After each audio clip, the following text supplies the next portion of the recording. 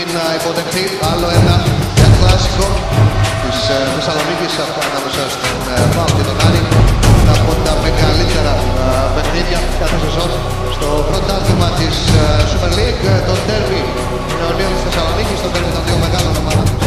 Και ο ΠΑΟΚ περνάει στην επόμενη φάση. Ο ΠΑΟΚ στα πρώτη τελικά της διοργάνωσης. 9-8 στα πέναντι, ο ΠΑΟΚ κατάφερε να νικήσει τον Άρη, να πάρει το ειστήριο της πρόκρισης